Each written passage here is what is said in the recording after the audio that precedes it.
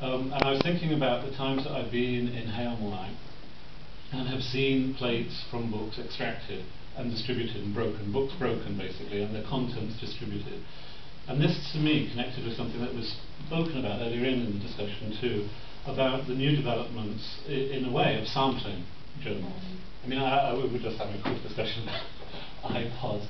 I find it very fascinating when I'm listening, when I put the iPod on shuffle, and the connections that come through when, you know, some of these great sort of concept albums are broken into fragments, so that suddenly you get, I don't know, The Who, Tommy, followed by Mozart, followed by Laura Marling, and you're thinking, God, what's the connection? But there is a connection. Sorry, where I'm going on this is that I think what's fascinating from an editorial point of view is how much effort, labour we put into thinking about the construction, the thematic of the journal, but the real next shift in terms of our labour and our work, as was revealed at the publishing meeting we had last week with Routledge, is when the entire archive is put on the back catalogue, is retro-digitalised, and the entire work is there.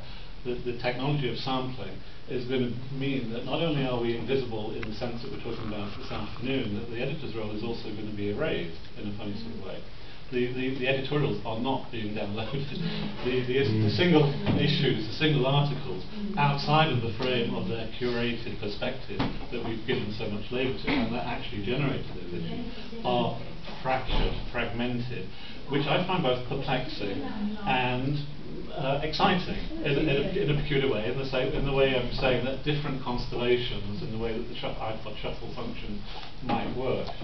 But all of that is a sort of long-winded way of reflecting again on the role of the editor. When I was thinking, sitting in that room and seeing those bound volumes, I was thinking of the leather-bound set of Theatre Arts Monthly that I have, which between the years of 1919 and 1931 was an extraordinary period by an editor called Edith Isaacs, and the role of how an editor has a vision. What's remarkable to me about that journal, it doesn't matter which issue, which volume you pick up, its view of the world in a non-North American perspective, given that interwar period, is quite extraordinary.